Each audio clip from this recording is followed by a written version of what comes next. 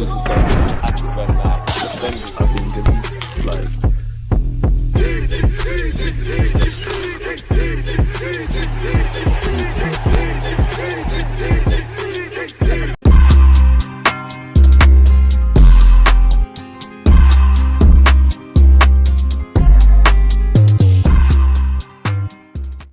People deluded, I'm back again. The stranger has joined me. This is the first time on the platform. Let us know who you are, what your name is, and I'm sure you're a big Arsenal fan. Oh my goodness. Already. Hello, Already? how are you? Already? How are you? I'm good, man. How's you? How's everything? It's been a minute. It's good. You know, woke up to good news this morning about Saliba. So I'm looking forward to chit-chatting. I see you said what is this? Mikel Arteta is the problem. Are you gonna ask me about my video? Oh, you want to jump straight in? I was gonna have structure. I was gonna ask you how you doing, your overall feelings on the season. I've got the notes ready. I've got stuff to ask you about. I'm ready. Now she wants to jump straight into it. Cool. Let's go straight into the firing line. As I've got here, I saw your video saying Arteta is the problem. What do you mean by that? And what's all this about? No, I just feel like, listen, if you have, not necessarily you, but if you watch the entire video, I know some people have a hard time like hearing any criticism about the manager, but I think, to be honest, at this stage, the way that we play, the lack of chances created, the times where we look like we're like ponderous and unable to really break down teams, I just think that that's a Mikel thing. I think that's the way that his intention to try to do things, but he can also change that. And when you start off games, especially like Man City at home, a game that was definitely for the taking, that we definitely should have won, and at least looked like we had more intention to do so. Leaving Eze on the bench for Marino is a sign. I feel like it is a choice. And Mikel has all the quality as a manager to change that. But over the last couple of seasons, he's really stuck with this like defensive kind of like more pragmatic approach.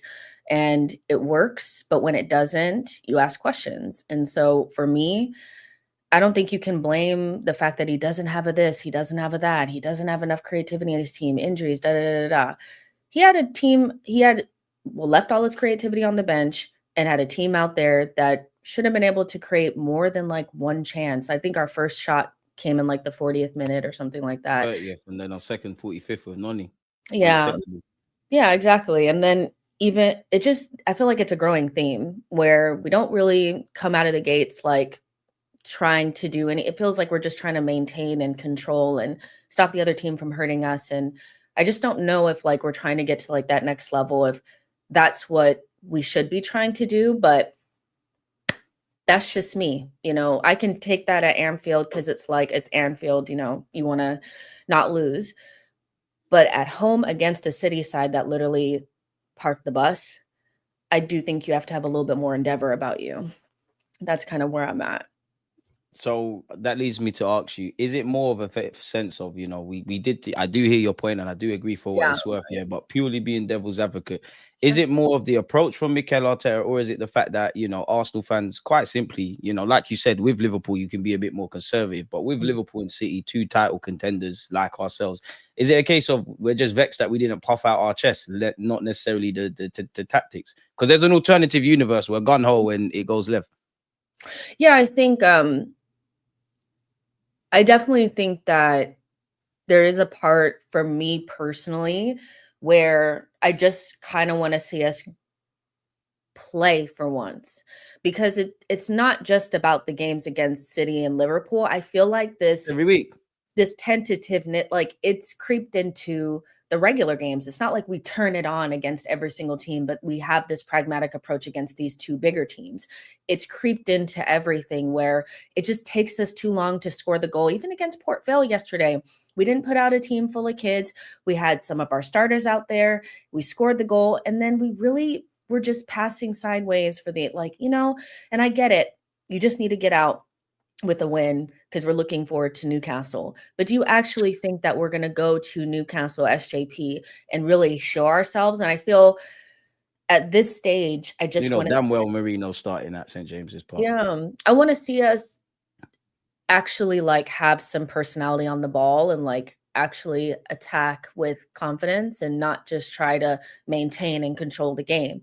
Now, that's asking for a lot. And to be honest, I feel like because I know who the manager is, we're not going to get that.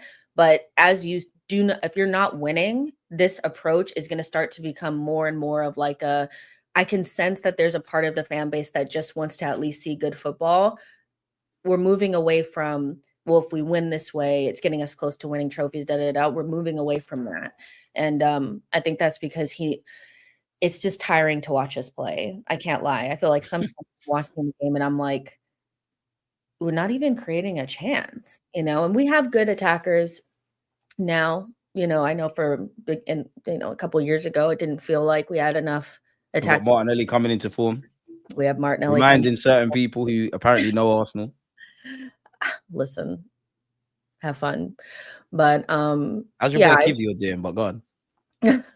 But yeah, I just want to see a little bit more than what I'm seeing. I want to enjoy watching Arsenal play, especially if we're not going to win. I want to at least enjoy, but I don't know where you're at with it, but are you bored? Obviously I'm being devil's advocate. Pardon me?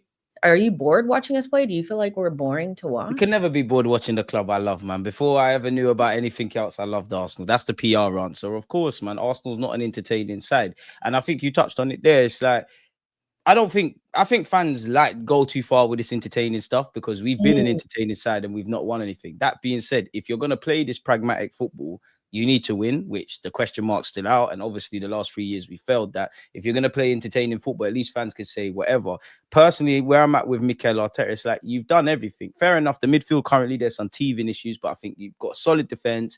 Midfield, we can stifle anyone because of your tactics. Our issues in the final third. And I think you said a few moments ago, and you put it right, in other years, we could say, oh, you ain't got this, you ain't got X, you ain't got Z. You've got everything, to the point where there's certain Arsenal fans, including myself, if I'm brutally honest, I believe this is a title-winning squad. I think you're a good manager, though, Mikel Arteta. I don't know if you're a title-winning manager. And I think you will be the reason as to why we do or don't achieve what Jess, myself, and I assume everyone in the chat wants. Again, I remember it's been a while, but I've had Jess on this platform and she's echoed the same thing in that, yeah, you could be a bit, if I'm honest, a bit lazy and say, oh, there was many games last season where if we had a striker, it could have went in, we could have scored and it's a different game. I hear all of that. But I do think you're incredibly naive if you think it's a case of you just put Eze or whatever left winger you want left wing, you just slap the striker and it's all great. We're not a good attacking side. And you can tell me about shots on target and the percentages and all of that. Like, we're looking at what's in front of us, innit? I would say this with Mikel Arteta. I think your pragmatic approach has got us here. We're respected in Europe, one of the better teams in the Premier League. We're contenders. But you putting the handbrake down, and I asked you about his comments, he's been moving mad. That's the difference between if you will succeed or not. And when I even look at it, we're going to get into all of this, but Gyokeres cost about 60 odd million. Eze the same. Saka was free, but that's £100 million player. These attackers, this shouldn't be an issue. If they were at other teams, we'd be looking at them very differently. So then it leads me to ask you, yeah, firstly, where do you stand on this? Because I don't know if it's true, but where do you stand on this whole Mikel Arteta doesn't set up to win games? I think he sets up to make sure that the most likely outcome is that we do not lose. That's what I think. And winning is more separate, because if you want to win the games, you're going to have to balance out the risk. There's no way that you're going to try to win without, there's always like a consequence to doing something, or, the opposite reaction. And I feel like a trade-off.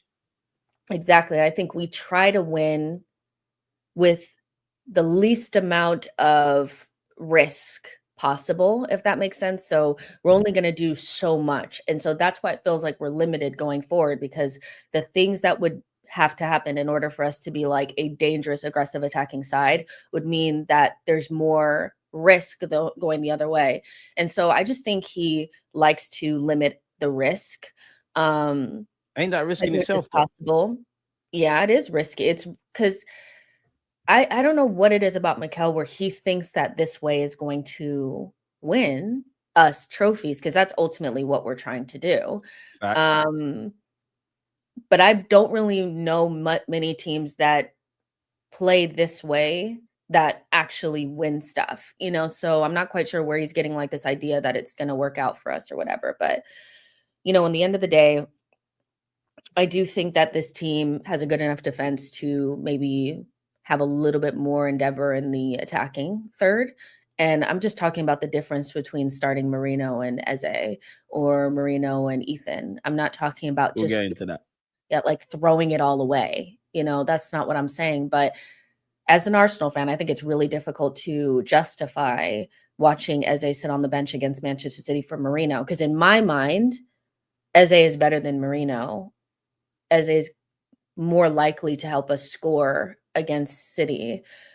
Marino is not. So I don't really see why he's so favored. I don't. And I know there's some people in the team that can like in the fan base that can rationalize anything.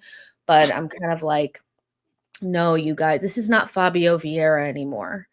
Do you know what I mean? Like it's not Fabio on the bench anymore. It's Eze. So yeah, I really like the fact that, you know, we can be more defensive if we need to be, and we have this great defense. But what's the point of having this great defense if we don't go for it a little bit If at you're not times? going to gamble and leave players further up the field, Yeah. everything's a trade-off. We might be exposed and whatnot like that. I was more peed off in the Liverpool game, admittedly. I know we didn't do a stream because I felt like even if like kind of, well, everything you're saying now, if we didn't know we played City or whatever, we said this numerous times, innit?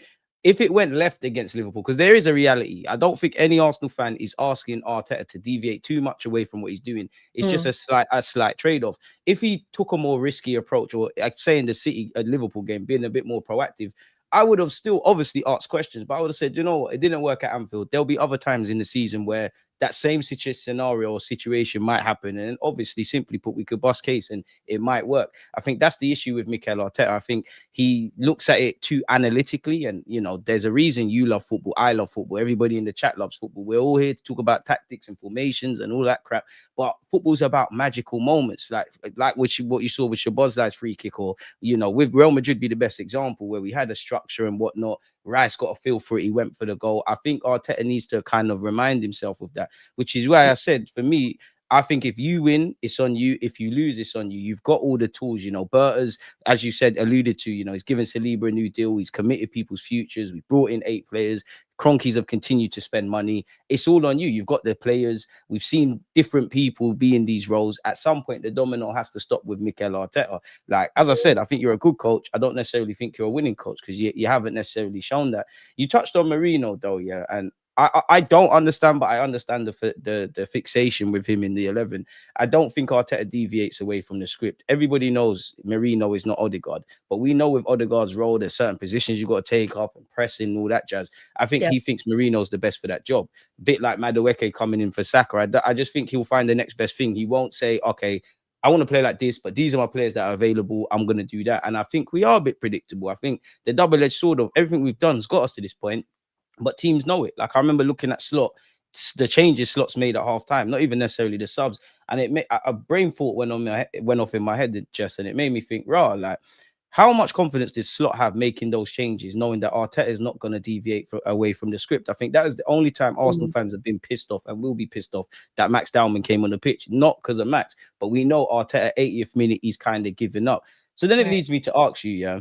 I'm with you. I don't understand why Eze's not there. I don't understand betting on Wanyeri. When I look at that role, that Odegaard role, I know football's changed, but it's got to be about creativity. But like, for you, why does Marino get the nod ahead of the others? Yeah, I think I've been seeing like a lot of you know, speculation about why this is, and some people have honed on this narrative that it's to keep Arteta's favorites around. And I don't really think it's that. I think that's more projection on not liking certain players, in particular Odegaard. I don't think it's necessarily that it's a favoritism thing. I think it's an off the ball thing. I think it's just Everyone's got favorite. Who cares? Yeah, I think it's literally the off the ball thing. I genuinely think that he views players like Ethan and Eze like he viewed Fabio Vieira and Emil. Those players, to varying degrees, were all the same in the way that they're more traditional number 10s. And so their role is not so much about what they do off the ball, it's about what they're going to do on it. Where I think he tends to prefer the Kai Havertz, the Marinos, these players like that to play in the 8 role if certain players are not there, because he can trust them off the ball when we're pressing or needing to get back or whatever. Like Dia saying, physicality, things like that. And so, you know, Marino, Arteta can point to what he does for Spain all he wants, but his role for Spain is so different than the role that he plays for us. We play with essentially, whether people And like their it, ethos is a lot different, Gaffer, which you oh, know because you're Spanish. 100%. Whether people like to hear it this way or not, we essentially play with 2 DMs and an 8, or, you know, Declan playing the more advanced role against Zubimendi, but that's not how Spain plays. Spain have 2 footballers, people that create football, people that have personality on the ball to pass between the lines, get forward, make things happen, in Pedri and Zubimendi, or Pedri and Rodri, whatever combination. So it allows for Marino to play that second striker role without there feeling like there's less football happening. With us, when you have, who I love to death and I will back him to the, like, I am the biggest Rice person, but when you play Rice and Marino together, there are 2 players in there that are more there for what they do off the ball than on it at times, and so it feels like we're missing something. And That's then you why I can't think progress defense into midfield, and we find ourselves Mhm. having streams like this. Exactly, and I think that's why, like, it's not so much about Marino not being a good player. I actually think Marino is a really good player, but I think it's the combination that needs to be fixed. When Marino played with Ethan and Zubimendi, albeit I get it was Nottingham Forest, but that balance was better because Ethan was getting on the ball and making things happen. So Marino wasn't being asked to be the 10 per se. I think Rice and Ethan and Zubimendi could work, but Rice and Marino, there's just not enough personality on the ball, not enough ingenuity, not enough technical quality in some ways to make that work. And it feels very similar to when like Kai and Rice would play together in midfield as well. So it's just the same thing, you know, and the record is there. And I know Arteta has these numbers.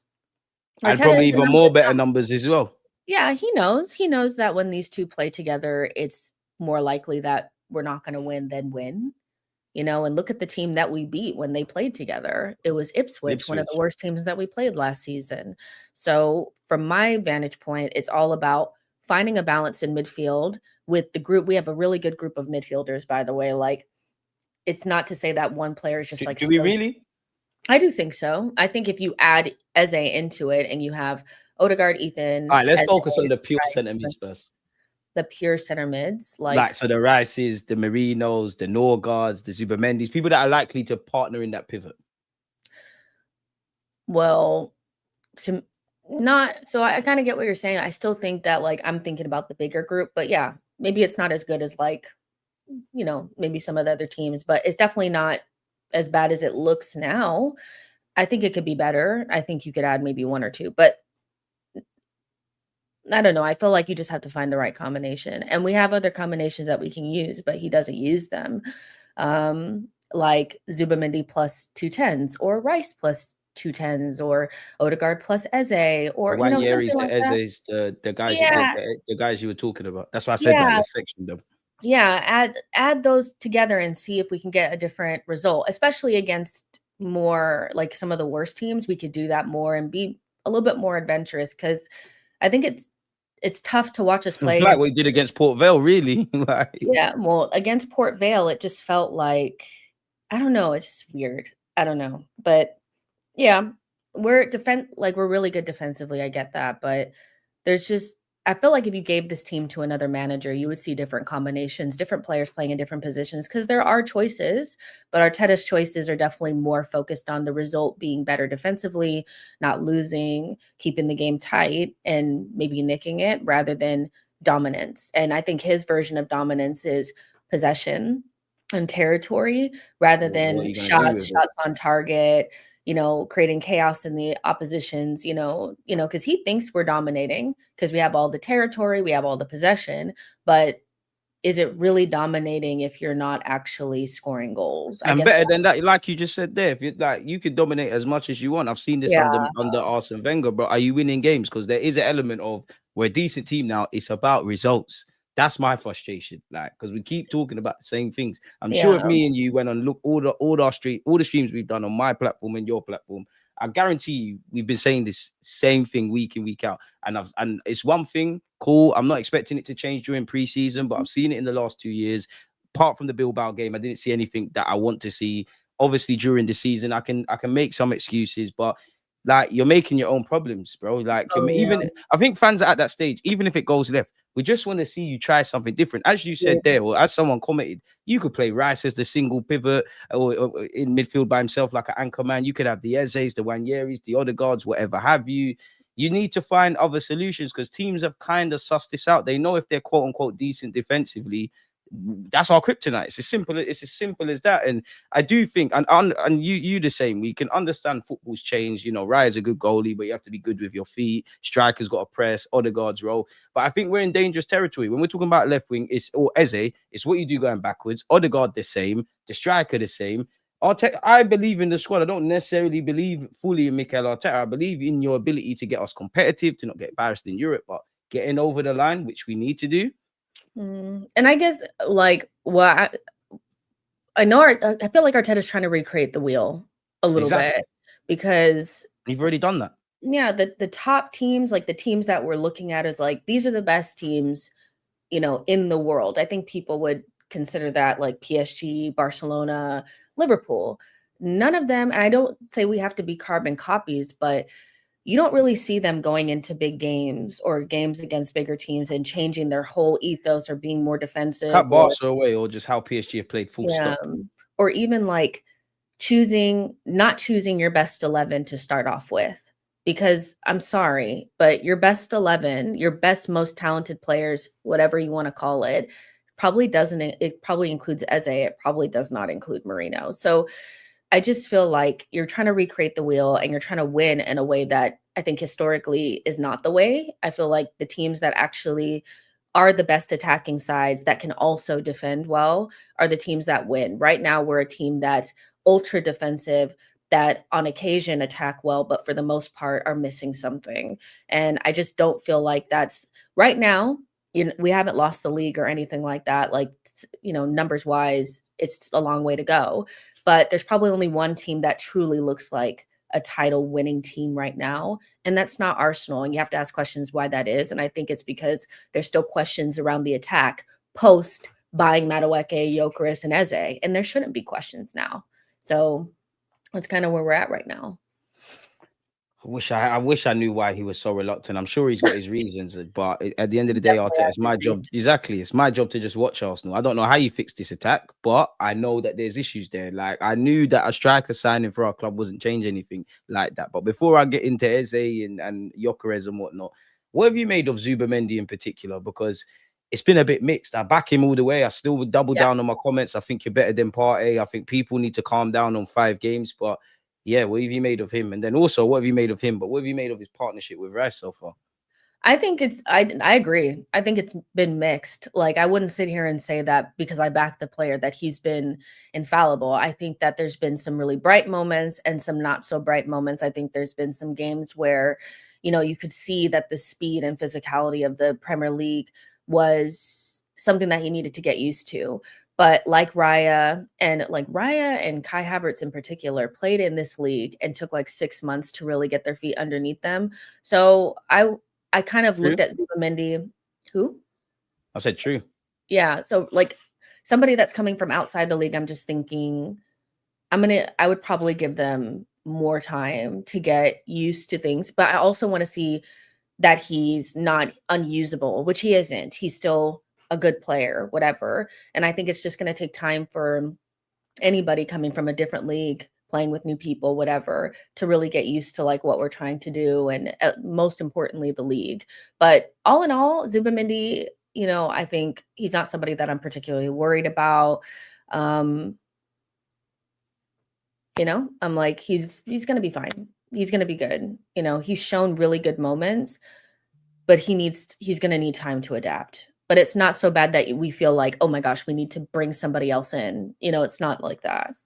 I feel like, not for me anyway. So, yeah. Oh, his partnership with Rice.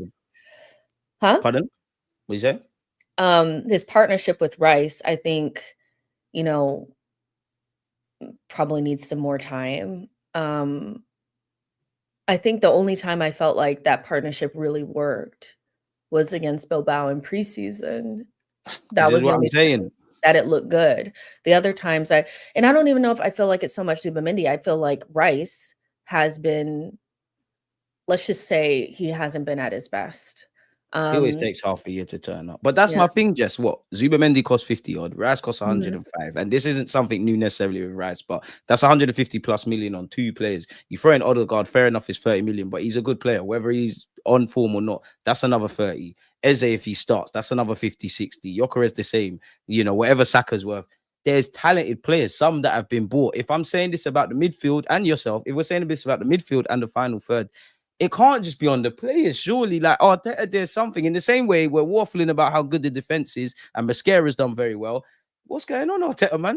You Well, don't really, you're not doing what you need to do. Since the 22-23 season, there's been consistent conversations about whether or not the midfield is balanced and whether or not the attack is going. Like, I just don't see it as an individual quality or player issue.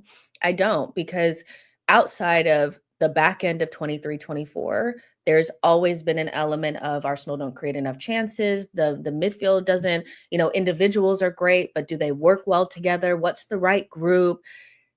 That's been consistent since the 22-23 season when Xhaka left. Like, it's been consistent, so Still ain't replaced him, if I'm honest. And he's yeah. not a world-class talent, with the greatest of respect to Granite. Square Yeah, pegs and round holes. 100%. So outside of little spurts of time, there's been questions. So I don't really, it feels like we're asking the same questions over and over again, but the players are changing. This is the third iteration of this title contending side. The 22-23 team, the 23-24 team, and now this team. They're all different midfields, different attackers, same questions. That's why it's like, well, we need injuries. It's probably just the fact that Mikel Arteta has something going with the midfield and the attack, and there's something missing. Facts. And until he fixes it, it'll be like this. I don't know if he stumbles upon solutions and he just rides that solution until it breaks, and then he has to wait for another solution to come about. But he's never really been able to replicate the dynamics of 22-23 or the dynamics of the end of 23-24, which worries me, because I'm like, if you created that, you should be able to figure out a way to replicate it. And we go through large periods of time without having those same dynamics or that same feeling or fluidity or whatever. So I don't know, but continuously blaming the players when the players have changed feels like we're just wanting to look away from the elephant in the room. That I say it with chest. Other people don't like it. I don't think Arteta knows how to create a good attack. I don't. I think. Oh, I disagree with that. I think he doesn't want to. And that's where my issue is. You think he doesn't want to? You clearly don't want. You don't want to, like, because Arteta, like, as much as on the face of it, just I agree with what you're saying. It's just, if I say, all right, cool, I feel like that. Let me put my opinion to the side. Then look at this.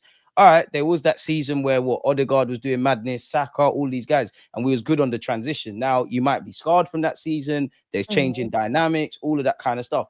But that is a result of training. So I refuse to believe that has gone somewhere. You're choosing not to do it. And if you're choosing not to do it, why are you choosing to do that? Like, I don't understand football like Mikel Arteta. This is why either way, it's your fault. I don't know if it's you're scarred. I don't know if it's you're so focused on the opposition. I don't know. But come on, it doesn't take a genius. Like, some people even doing this, Gyokeres weren't his first choice. I don't want to hear that, because at the end of the day, he's a better striker than what we had. He's 27. He's not going to change. Personally, I think Gyokeres is not perfect. He's quite cumbersome. He runs quite...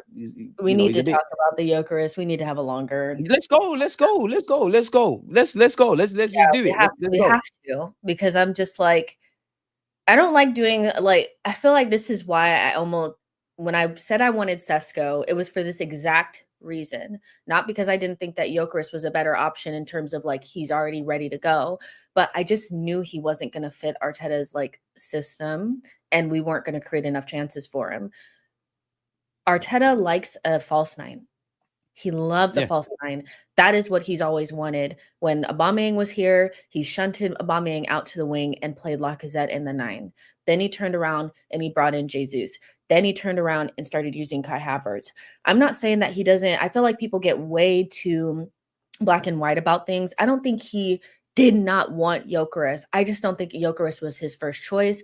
But of course, he would take Gyökeres because it's better than not having anything. Exactly. And so I think he wanted Sesko, because Sesko was, probably more of what he wanted in terms of a target man. Things about Sesko though, if he was any striker, I mean, genuinely believe that. But Sesko is more like a player that is going to win headers and get on the end of crosses, which is how we play. Gyökeres is the exact opposite. He needs to run into channels. I think at the bare minimum, Sesko was going to be able to be somebody that when we avoided the middle of the pitch and got into wide areas and put in crosses, he was somebody that would be able to get his head on the ball. I think and also he was young and Kai Havertz was going to be the starter. We know that.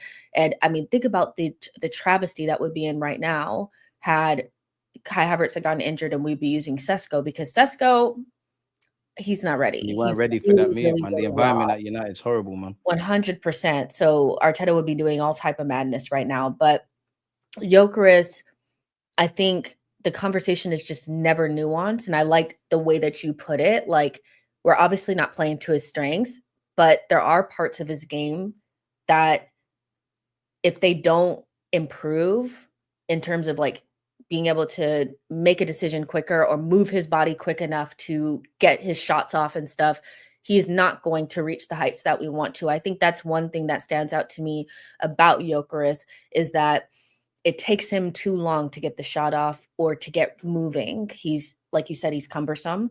But that being said, there's been enough, like the couple of moments that we've seen him actually score, there's enough there where I feel like he could be a flat track bully if we at least get him the ball. Can he even be a flat track bully? Because I only say that because we cry about breaking down low blocks. Yeah, 9 times out of 10, obviously City done that, but 9 times out of 10, that comes against the smaller sides. And I feel there's a tax that has to be applied, not just to Gyökeres, but all our attackers, because we touched on Eze. That's something, we said that last season, innit? For me with Gyökeres, I don't think he's perfect. I agree with what you said. I don't necessarily think Arteta didn't want him, but I don't think he's his first choice. I think he's adapted to the system more than Arteta's adapted to him. We all know it's out of the front three, you go back in the early 2000s or mid 2000s, 4-3-3, the strikers laughing. The wide men are the ones that benefit, really just the right-hand side from our football team. I personally think Gyökeres is living off scraps. The man's had 7 shots, got 3 goals in 5 games. That's definitely not sustainable. We need to we need to create more chances. You saw him score a tap-in against when Eze set him up. I actually think the goal he scored against Leeds was great, but probably the worst thing ever, because there probably is elements you could force the issue out a bit more for yourself. But I don't want my striker to have to do that. There's no way he's getting service. You look, do you know what the saddest thing is? A 15-year-old in Max Dowman, his little cameo yesterday. That's what I want to see. And I think Max Dowman hasn't been, that hasn't been coached out of his game by Arteta yet. He tried to find him. Gyökeres wants to be quick on the transitions, and being a striker in today's day and age, much less at Arsenal, as you said, he loves false nines. It's a selfless job. You're dropping into midfield, you're pulling to the left. And what I would say to Gyökeres is, bro, if we're asking questions about Gyökeres and Eze, there's issues. And I know Arteta doesn't want to change, but that's a reason as to why I wanted Gyökeres, because he forces you to change. The man's 27. We're not going to see him look like Gabriel Jesus. I do think there's things he can improve, like you said, getting the shots away. But I just think he's on his J's. We touched on the midfield looking shaky. How can our attack gel in? As you know, it goes from defense to midfield up front. After the Bilbao game in the Champions League, there were conversations being had about Eze.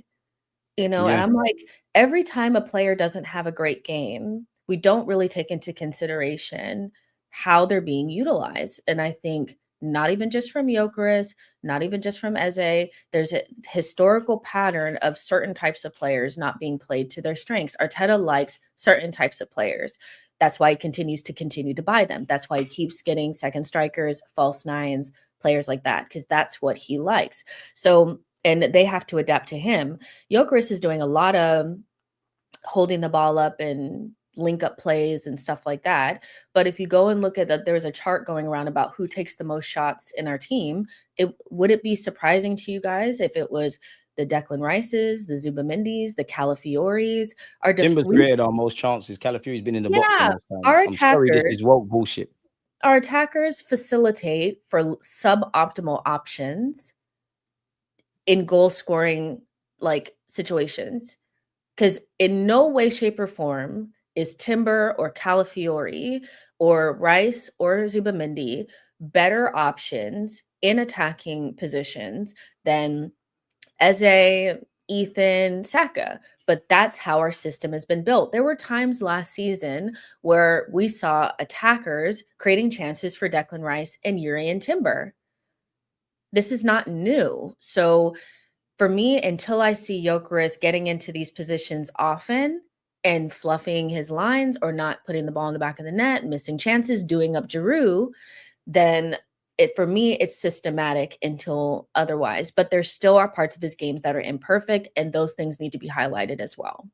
Yeah, 100%. Like there's certain things he's got to do better and all of those things. But I genuinely think it's more on Arteta. Like even when you look at this, I don't know if anyone in the chat can see, but coincidentally I happen to be reading this on The Athletic. It says where Gyökeres is taking his open play touches in his last 5 games. Now, he's not been in the box that many times. So this tells me the man might not be perfect and he might not be the Arteta, ideal striker, but he's doing his best of putting himself about. You're not in the box. Fair enough, the dynamics are different. We're at home against Leeds and Forest versus United, Liverpool and City, where I think every Arsenal fan probably concedes whoever's up front, you're probably not going to get too much joy. But no matter how woke this football game that we all love it develops, you've got to get your fucking strikers in the box. I'm sorry, Arteta. You know more about football than me. That's why you're getting 15 million a year. You're taking the piss.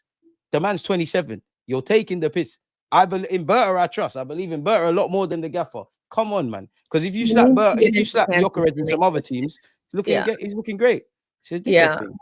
I think if Kai Havertz was fit, he would have started against City and Liverpool. Yeah. Because Arteta would have went with, because that's a part of his big game thing. He would have only had 2 starts this season against Forest and Leeds. I think so. Well, because he views those games as like the big games and like away from home, he would have been doing that in Champions League.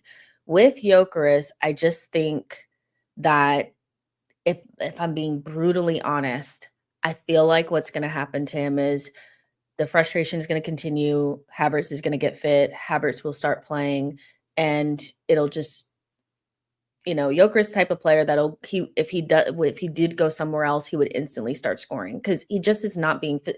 He's not being fed. I'm so sorry. And even if he's slow or, when's the last time, like all strikers used to be a dream being a striker at this football club. Yeah. All strikers don't need to be fast. Like, oh, he's not fast. Okay. All strikers are not the quickest. Like we Chris just Wood isn't fast. How many goals did he get last year? What the year before? Yeah. He's not in the box enough. We don't create chances for him. And I think Arteta's ideal striker would be like Isak. And then if he can't get Isak, it would be Jesus. But even if he got Isak would have struggled. He probably would have more goals than Gyökeres' individual brilliance, but it's not a striker's dream. On the face of it, yeah, Arsenal historically, number 14, Odegaard, Eze, this one, that one. Bro, you're asking your striker to defend, and I get it, and so do you in the modern day, but look at the touches in the box. It's 7 shots in 5 games with 3 goals. One was a penalty, one was a great bit of solo effort, one was a tap-in. It's not sustainable, and then Dons are going to get at him. You see it yourself because you make content. You'd think Gyökeres is the only footballer or big money striker that hasn't bagged. You think he hasn't scored for this team full stop. Arteta, you've got the tools. You're not using the tools properly. Yeah. And it's not just him, it's Eze. I get it. He looks at Eze as this versatile kind of guy, but he's not that. Strip it back now. Pause. Like, make this play football now, man. Eze is this is the thing. It's like for most Arsenal fans, I feel like we view Eze as a starter. He's a starter. He's one of your best players. Like as soon as he puts on the kit, he is the guy. Like he's going to be one of your main guys. Arteta views him as an option in a group of players that are like tools for different days. That's the issue. Horses for courses. Yeah, he views like Trossard and Martinelli as options and tools that he can utilize in certain games. And I just feel like Eze is the answer. Like Eze is the answer to a lot of the problems that we have. Him and Gyökeres got a good relationship as well already. Exactly. So lean into that instead of fighting against it in some sort of like desperate attempt to stick on to something that never won us anything to begin with. This has never won us anything. So sticking on to it, I can understand if you're sticking on to something that had won us things before, but it's never won us anything. So there's no point in like holding on for dear life. We need to, I have a very similar feeling with him than somebody said it yesterday on my stream. And I feel like he has a lot of that Southgate in him where he'll get you really close with making sure that he's being pragmatic. But you'll always ask questions why this complement of like very, talented attackers just don't look great. Because Arteta's not a good attacking manager. You've shown it in Yeah. previous years, but the Arteta that got us for the first title challenge is not the Arteta now. You're a very good defensive manager, Oh, he's arguably changed the best so in much the world. since then. You're mediocre in the final third. Some man, let's be very honest. There's a couple of managers in the league that are doing better with less. Areola got ransacked. He's still playing great football. There's probably it's all on you, Arteta. You've got the tools, bro, and you've got it. I refuse to believe you can't coach attacking football. You're choosing not to, and it's pissing me off. Actually, is because that's all we're missing. And when Jesus was in the team, he kind of just got carte blanche to do whatever he wanted. He's one of the only players that I've ever seen Arteta just give free reign. Jesus was doing whatever he wanted, and it worked for us, and I feel like there should be at least one or two players in this team that get carte blanche, especially the 5 players that play in the front three. 100%. And there's no one. Not even Saka gets freedom to do whatever he wants. And that's the problem. Like, if Saka had freedom and Eze had freedom and everything else was the same, you would see better results because you just at least had two people that could just but no one has freedom. Everybody is like, he is not the manager that's like, oh, I'm getting only the nerds have freedom in this team. Have Gyökeres the nerds. Yeah. So yeah, I think it is Arteta. I said it on that video, and I stand beside it. Good video for what it's worth. Smash the like button and check that out. People. I appreciate it. And I anticipated people being upset by it, but I feel like at this stage, you spent so much money. We've changed out the attackers. You've gotten different people. You have all the tools. We said at the beginning of the season that this team was good enough to win something. So when you peel that back, it's the manager. He can be the solution if he wants to, but if he's hard-headed and he keeps going into pressers, acting all defensive because he has a burner account, he's getting mad. He's just setting himself up. Gyökeres has one as well, to be fair. Gyökeres does, but we have a chronically online team. Let's be honest. Gyökeres loves it. He loves it. Chronically online, looking to see what we're saying and stuff. And listen, I'm all for with the players. I'm okay with that. With the manager, it gives me a little bit of you need to be focused. You need to be focused. That's something we're missing out on, Jess, man. Like you alluded to it, yeah. And I did. People asked me to ask you, and I did promise them I would, yeah. You kind of alluded to it. What do you make of his comments? Because he's gone and said, I heard a lot of things using my phone. They could not believe what we did to Man City. People who are coaches, managers, CEO, and presidents. He did have comments about domination as well. He is right in a sense that City did have 34% of the ball and whatnot. He did talk about the handbrake. Does this show the pressure? Like he's getting to him, or is he just getting pissed off with the media asking dumb questions? This is not the first time that Arteta said things like this. Arteta has been kind of like this, basically post the 22-23 season, he's had this edge about him. And a lot of people have said that he knows how to do with the press. He's so good with the media because he has these little quips and he uses these analogies and all that kind of stuff. And he has an answer for everything. But now that we're under more pressure, it's not as attractive as it was before. You want more brutal honesty. You want to see that he acknowledges that things are not right, but he's giving the same answers that he did a couple of seasons ago when defending, let's say, Kai Havertz. You know what I mean? He had these types of questions back then, right. But we're so far away from that now. And there's been so many seasons that have gone by without any trophies that now it's just it's not less palatable now, but this is who Arteta has been. There's rarely been a time where he's come into a press conference and said, it's not good enough, or we didn't do things the way that we were supposed to. There's always an angle to where we were the better team. He did it with PSG. They came the PSG is the only time we were better. So yeah, this is just who Arteta is, and I don't expect. I like the manager, but he's a madman sometimes, man. Yeah, that's how he is. He always has an answer for everything. And in a way to spin something into this is what we were trying to do and we accomplished that, essentially. But City, they came and they parked the bus, and most teams that come and park the bus at the Emirates, they get something. And I wish he was lying, but you're not. It's just the truth. you know, but the And that's press the annoying thing, conferences, Jess, man. That's the annoying thing because it was the City game. Honestly, it felt like a full circle moment. There was times we've done that against City. Times I was going into City games and thinking, "Well, we're not going to get nothing." I've seen Bernardo Silva and Rodri and all these guys eat humble pie because they talk a lot of shit about only one team game to play and look at how they're playing. But we're at that point now where the possession was great. You dominated, you controlled. But at the end of the day, the only control metric that matters in football is, did you score more goals? Did you get 3 points? Or that's where we're at, because if we have games like that, we're not going to get to where we need to, and we're already 5 points off. Like, it's jarring. Furthermore, like, how do you honestly rate our Premier League chances? Like, clearly Liverpool are the favourites, but like, out of 10, how do you rate our chances? Damn. I mean, like, we're already chasing against a team that the question was asked by so many people after the Everton game, who can beat them? And, you know, I feel like we're probably the only team, but somebody will beat them, obviously. But will we be there to take advantage? Yeah, but will we take advantage? You know, I think we have a lot of the same issues that we did last season, despite spending so much money. I think we're still pretty much the same team. A lot of last season was the injuries. It wasn't. It's the fact that we still don't know how to break But it's a open cop out, man. these deep blocks. We don't know how to do this. You know, it's still the same. We're not creating enough chances.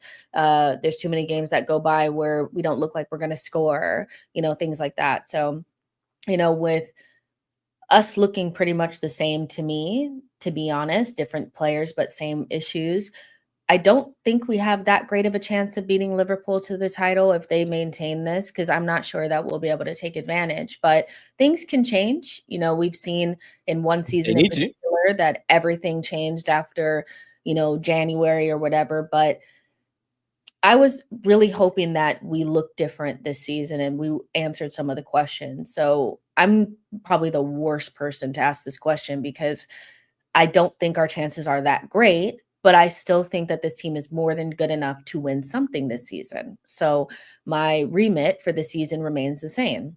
Whether it's the Premier League or not, you need to win something. This team needs to save some level of face. Yeah, you need to win something. We need proof of concept that you're somebody that can get us over the line in some way, shape, or form.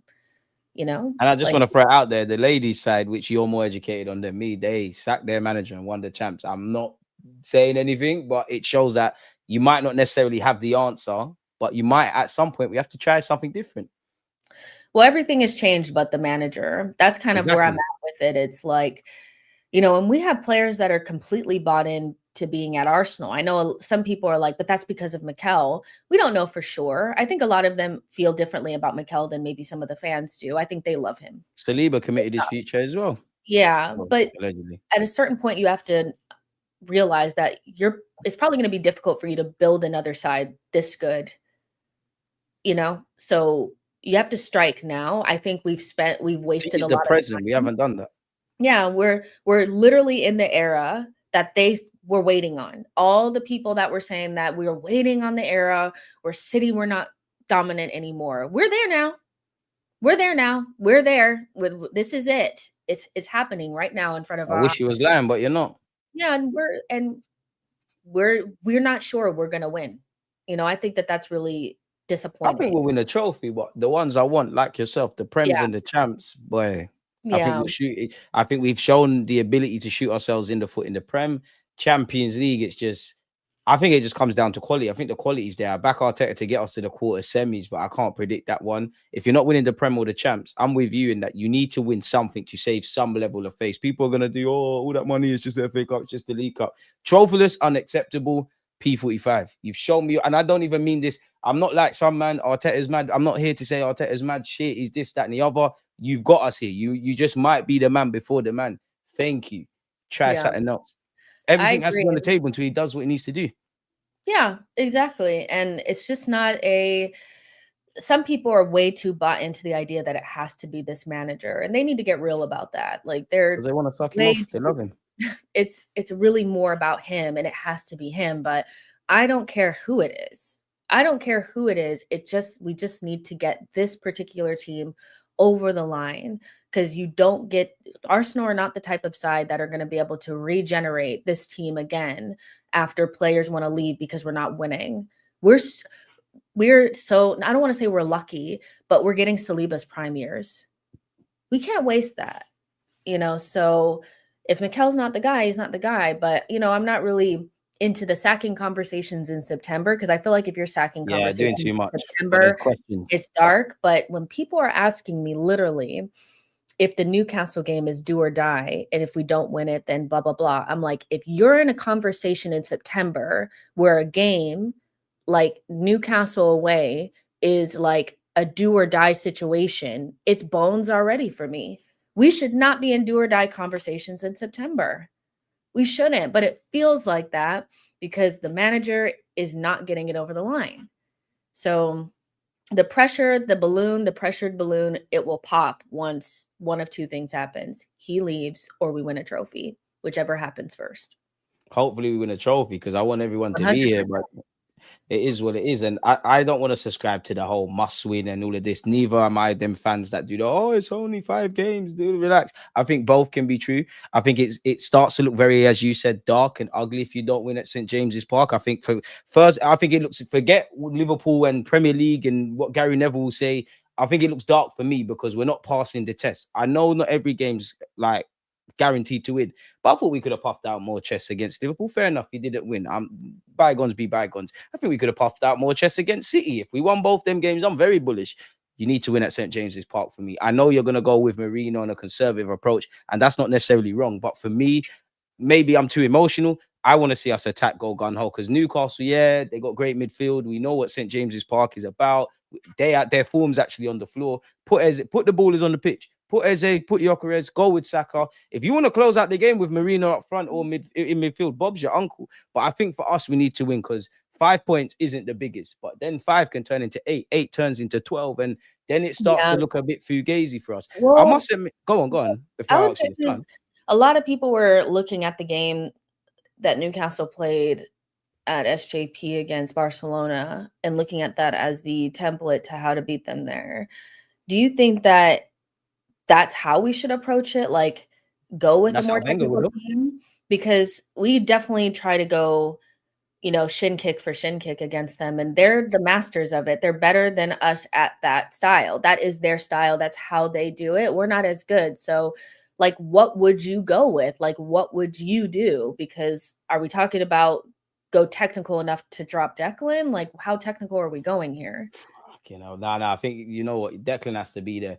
I think Barcelona showed the blueprint. Clearly, we ain't got Frankie de Jong, we ain't got Pedri, we got all these things, but and their midfield's quite good. I think Arteta, all the defensive things you do, the mid block, the low block, we need to keep that. I actually want to attack. Keep the ball, be brave. They have got no answers for that. If you get the lead, if you get an early lead against against Newcastle, I don't back them to score. I know they ain't got Isaac. They've got quality, but I actually back us to hold it out. I want us to just play. And I always think sometimes football is psychological. As much as we talk about the nuances and tactics and all of that, and it's all prevalent and relevant. Bro, Eze is happy to be at Arsenal. He's gassed. He's probably got a bit of the hump that I'm on the bench. Slap him in that role. Rice is up for them games. The only thing I hate with Declan Rice is when there's handbags, he's everybody's friend. Zubimendi, I'm not going to lie, the more welcome to the Premier League games. Man United, I would say. Liverpool. I think it was more on Arteta. We struggled in midfield against City, but City, I think you struggled. But I'll back you in that game. I want to go out there. Put Eze in the 10. That probably means Martinelli on the left. And then obviously Martinelli's look better as a super sub. I actually reckon Marino and Trossard start. But to be honest, regardless who goes out there, go on the front foot, man. Newcastle's form's on the floor. And again, if you lose at St. James's Park, these are the grounds, that as much as I try to be balanced and keep my feet on the floor, if you get a positive result at Anfield and you get a positive result at St. James's Park and the Etihad and things like that, I start to think, you know what? Maybe this will happen. Yeah, the narrative of your season changes when you get very quickly. Results. We had a result against Liverpool at home a couple seasons ago where we beat them 3-1, and the entire narrative of our season changed because if we had lost that game, the narrative had already been built up that the title race was over.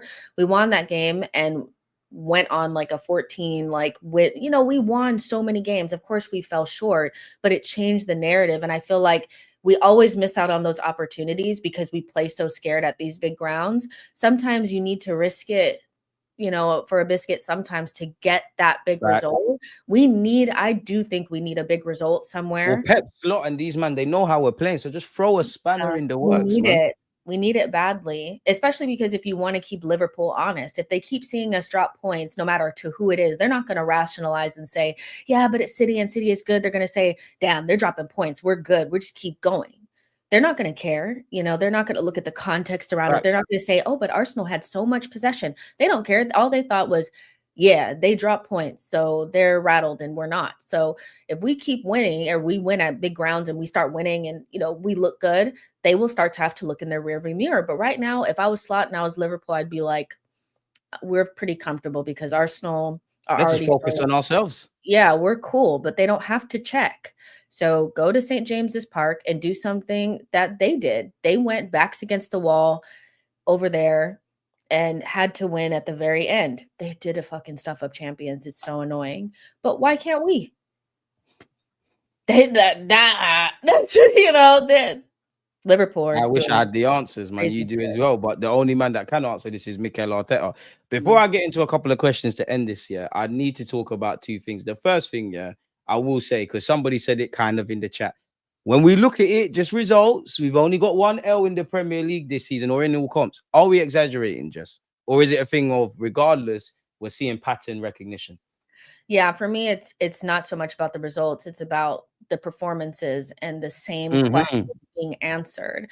I could stomach this if we made Donnarumma really work for it the other day. I could stomach this if we went to Anfield and really made Allison work for it and they had to work for the result. But it feels like we are handing results over and we don't have much to hold on to because we're like, well, we didn't really do anything. So it's from a result standpoint, we're not in that bad of a position, but the questions are there because if you like, let's be so real. Arsenal, on the basis of the performances alone, do not look like they're the title winners. They don't look like a title winning team right now. That's why we're having the conversations. It's not about the results. And why would we want to have this conversation? Like, yeah, like you don't lose the title in September. You don't. If we were 5 points ahead of Liverpool, nobody would be saying that the title is over. But because it's us and people are watching our games and they're analyzing the performances, it's not about the results. These results are not, if the shoe is on the other foot, nobody would be saying Liverpool are out. That's it. You know, so it's just more about the result, not the results, the performances. And if I'm honest, I've been underwhelmed by us this season so far. Exactly, as you said, like on one hand, I'll take the results every day of the week, but it's pattern recognition. I'm not expecting everything to change, but there's still evident question marks. So I hope we get it all right. For fans that want to do the doom and gloom thing, there's reasons to do doom and gloom. For those that want to say, oh, there's 30 odd games and take the lazy view, you're right. But every week, I'm going to call it as I see it. When we've done well, praise. When we look shaky, question marks. And I don't want to say these things. It's just clearly there's more gears to go. I understand people love Arsenal Football Club, myself the same. But you have to be able to take your own opinions away and look at the chessboard for what it is. And again, at some point, if nothing changes, nothing changes. Before I get into a couple of questions to round this up, yeah, you knew we weren't getting away from this. He's back. Martinelli, talk to me. Your boy Kivio got sold. He's here. Martinelli has done well in his new role. That's all I have to say about that. A finisher, an impactor. Yeah, finisher. I will say that, like, you know, there was, I think it was like Charlie Austin and Troy Deeney were sitting there and doing up all this, like, I'd be so upset if I was a finisher, I was this and that. And I'm like, no, you just wouldn't have the mentality. Like, one thing about Martinelli that I will say for sure is I never question his mentality. He's somebody that I would never question his mentality. I never did. Like, I questioned his quality for sure, but you won't see a better goal than that. I don't think Henry scored better goals than that. Well, relax. But Martinelli is the type of player that just wants to be at Arsenal and wants to do his best. Like, and him being able to come, for him to see Madueke and Eze come in and to not be starting certain games, but to come in and make an impact, I think says so much about his mentality. And so I'm happy for him. I'm also happy for Trossard because let's be real, both of those players were very much so like, let's just get rid of them and move on and get to You other missed a players. trick And not all this bringing a kind of left winger. stuff. But without them, who knows where we'd be, you know, to be honest, because they've done quite a bit this season. So well done them. Both of Martinelli's goals have come in very similar situations where this is something that I close my mind off to, but maybe it's something I You need what? to You closed your mind off reevaluate. when someone tried to tell you. Go Well, on, go no, on. not this, It not takes not a strong necessarily person to that, admit they're but wrong. Go on. maybe he needs to play central in the center forward position. You know, that was something I definitely closed my mind off to. But both of his goals have come in the same way. But, you know, Arteta could have done it against Port Vale and he didn't do it. So I don't know. But Do you think it's genius with his subs as well? Or was I it think coincidence? you have to give the manager credit for making the changes. But I would say Bilbao was more of genius, where Manchester City was more of a huge fuck up that was covered up by those changes. So yeah. But you have to give him credit for making the changes, I guess. It would just be nice to start off the game like that, you know. That's too much for him, man. He's better when he don't have time to think. Banter aside, the impact role until you obviously Martinelli, if you keep doing this, at some point the gaffer's going to give you an opportunity. You take it, Bob's your uncle. It might look like that season when you was amazing. I think this is your role when you're against tired legs, we're open, you do things instinctively, which is probably a gift and a curse for someone that's at his age. But to be honest, this is what I want from Mikel Arteta. Put people in roles on the pitch where they can thrive. And also, like I felt for a while, like we take squad players and make them regulars, and we're surprised that they kind of go through the motions across the season. So Martinelli, keep doing your thing. We're closing out in a bit, people. But I want to ask a couple of questions. Jess has been asked by Nathan, what signings from this summer have you liked so far? Mascara. I'm getting Mascara kit. That guy is insane. Like, he's so good. He's been the most impressive to me because he's probably the one that I had, like, not the least, you know, I had the least he got the least headlines. Yeah, I wasn't thinking anything about like Kepa or Norgard, but I'd kind of put Mascara in like that. Okay, yeah, we're just gonna like fill in the gap with this guy. He looks good, but like he is like my expectations, he surpassed them a lot. Wow, like what a signing, value for money. He's young. So many top teams in Europe could use this player, but he's our player. He's allowed us to, you know, let Saliba get fully fit. Exactly. And not have to like worry about Saliba being out. I love that signing. That is my favorite signing so far, in terms of what they've given based on my expectation and surpassing it. Some other players have like kind of met my expectations or maybe just came a little bit short, but he's surpassed them. I'll say probably Noni is probably the second one that I've liked the most because of that reason. I love signings that I have lower expectations for, but show me that there's so much more. I feel so bad that Noni's out for this amount of time because I think he was just getting going. And of course, he needs work on his final action, but he's definitely not a player that I feel like, I think he made such a huge impact. I'll be honest. There's a method to the madness, if I'm honest with the Noni one. And he was so unpredictable, where Saka's like predictable, but you can't stop him. Noni was unpredictable, which we need that. We need more chaos. And so, yeah, I think Madueke and Mascara have been my favorite signings, or the ones I've been most impressed by, probably because my expectations were so much lower. So, yeah, but that's not to say that, I mean, the Eze signing is what it is. Like, it's Eze.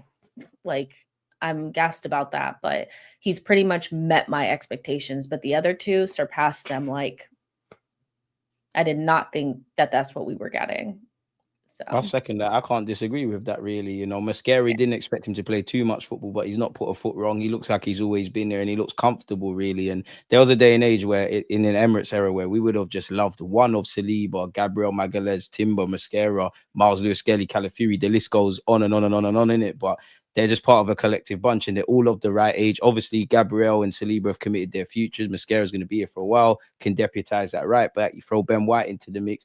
We're happy. This is why I said at the beginning, like, if there's anywhere we're excited about, it's our defensive ranks. It's where the midfield and definitely the attack, it becomes a bit muddy. Then, to be fair, based on what we saw last season and been saying about Arteta, it probably doesn't strike me that Gyökeres and Eze, which, because they should be the ones me and you should be gassing up, like that we're not gassing them. For me, I would say the same. But I'm going to push Zubimendi propaganda. I think off the ball, he's brought something new. Obviously, on the eye, he's not doing much and all that kind of stuff. What do you make of this one? This will be the last kind of question. What's happening with injuries in our squad? Every game, we have a new one. Hinkapie just got here. TT questioned this last year. Me, I don't know. I don't know. I've conceded that this is just us, in it. Like, this has been us since we moved to the stadium. This is just us, man. Yeah, I feel like it's so hard to be so definitive about something that we're not seeing. This is definitely like we're making assumptions because we're not there. We're not doctors. We don't know. I would say that, you know, when Thierry Henry questioned it, the reason why his questioning was more real than like maybe me as a fan is because he knows. He's been a coach and he's been a player, and it's Thierry. So he's coming from a place of like love. Thierry he can be harsh, but he's a real fan. Like, he wants us to do well. And the amount of injuries that we're getting in the second season, this is very similar to last Jay, but go on. This is like last season to me. Like, people were saying that was just a one-off and it wasn't going to happen again. And, you know, it was just a one-off. No, it's not. This is the exact same thing that happened last season. From minute one, people start dropping like flies, whether they have been here before or not. But I don't have any insight because I'm not at the training ground. I'm not looking at the data. I'm not there, but it's definitely something that we probably want to see a lot less of. But I don't know if they have control over it or not. So yeah, but at least we have a deeper squad now where we don't feel the repercussions of it. But big up Bell. Yeah, but even Saka yesterday playing against Port Vale, I'm like, had we had scored more goals in the first half, he could have came off in the second half, and maybe he wouldn't have been getting kicked by Port Vale players because they think that they have a chance. It's just little things like that I feel like are starting that ripple effect and are adding more layers to this. The one that I'm scared about the most is the injury cycle between Ben White and Timber. I think Trust me. That's why I thought Mosquera was going to get a run at right back versus, obviously Saliba got injured. We are playing with fire. I'll wrap them in cotton wool, man. Timber playing that whole season with basically no rest after an ACL. And Ben White, I'm scared for those two. But you have Mosquera now that Saliba's back. Use Mosquera there and make sure you cannot afford for one of Timber or Ben White to get injured this season, not for a long time. So fix up. But yeah, I don't know. Yeah, you ended this. I don't have an answer. I started thinking about injuries and shit now. Like, I started thinking, if something happens to Timber. Last question for me, actually. Like, do you think Ben White's better in the final third than Timber? Because a lot of my subscribers keep saying that, and I'm like, I think it's even at best. I'd probably Timber. Listen, they were saying that last season. But Ben White is better in the attack. I'm gonna be so real with you guys. No, he's not. I don't think so. I think that Ben White had a better connection, and there was one particular season that we pulled back from where it was like they were on the same page all the time. But I'll be so real with you guys. Ben White is a B+ player. Timber is an A. He is just full stop. A better baller than Ben White. And that doesn't mean that Ben White is shit, but there's no reason why, if both of them are fit for me, that I would choose one over the other. I don't think Ben White is so good attacking wise that it makes sense. Like, I don't. I think maybe what White has over Timber is maybe a better passing range. He's more likely to clip it over the top. I'll give him that. Yeah, but other than that, I think it's no. Timber is world class. He's fucking mustard. Best right back in the league. Yeah, Must like have, he's just reads his Bible and locks up players. Even though I think against City he was a bit against Doku, but it's cool, man. Like you said, when you have a season like you had, like with an ACL injury or post ACL, and you bossed it the way you did, we'll give you them days out at the office, man. Well, that's But going to we've be got the depth. quietest game that Doku will have this season. I guarantee that nobody will handle Doku as well as Timber did. We're Similar twisting to up Reece James for sure. Kvaratskhelia. These are players that eat most fullbacks for dinner. So I expect Doku to have a moment where he gets past Timber, like maybe one, but he was still relatively quiet. Like he wasn't cutting us up the way that he was cutting up whoever they were playing the other day. Man I think it United. was like Napoli or somebody, or Man United. Yeah, so whatever. Or You 10 know, man Napoli, you're right. yeah, so yeah, Timber for me is better than Ben White, full stop. There is no, if we want to be more attacking, use Ben. If we want to be more defensive, use Timber. No, there is no, that's not it. And I'm sorry, but what is White more creative at? The one thing I'll give White is more likely to clip it up, clip it over the top. But like, I don't see it. Maybe I'm wrong. And I like these conversations, but I'm like, gonna what be the hell does real. he do? You guys talk about Ben White like he's João Cancelo. Like he's not, you know, like João people are Cancelo saying had a clear. creative bag. Ben White doesn't have a creative bag. Because clear for me means Timber's here, White is there. What does he do to make him clear in the final third? That's not right. It's not. It don't make It's sense. not, but I hear it. I get what they're trying. I get what they're saying. I just don't agree. He's a better shithouser than Timber. I'll give him that. That's about it. But I just wish we talked about how we've been talking about our defense. I just want to extend that to the final third. I want to be in a world where, I got to get Wanyeri and Eze and Odegaard in the side, but Zubimendi and Rice, who the hell plays on the right, the left, or centrally? It is where it is, though, man. People were heading over to Jess's platform. You know, I haven't been there forever, and that's going to be a bit scary. It's like Anfield away. But yeah, I mean, she hasn't sent me a link. I don't know how I'm going to get there. It's in the private chat. It's in the private chat. It's in the private chat. No, it's not. No, it's not. No, it's not. No, it's not. It says be right there. I said, huh? You said ready. No, it's not. It's right there. It's not there. Why Shall I screenshot this? That's so bad. People see. Telling full-on fibs is crazy. You know what? Where's the snippet tool on this laptop? Because I'm definitely not capping. I'm definitely not capping. There it is again. No, now you sent it. Now you sent it. It says 65, right 16. there. Okay, there it is. Well, yeah, we're gonna go over there now. But yeah, ghosted, man. She hates me. She hates me. She hates me. Look how long it took to get her back on the platform. But we're here now.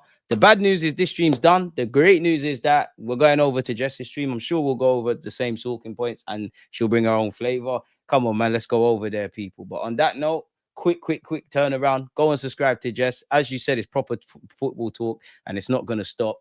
Again, her YouTube channel's in the title. We're going over there now. But on that note, peace for now. Jess, I would say bye to you, but yeah, we're going to see you in a sec.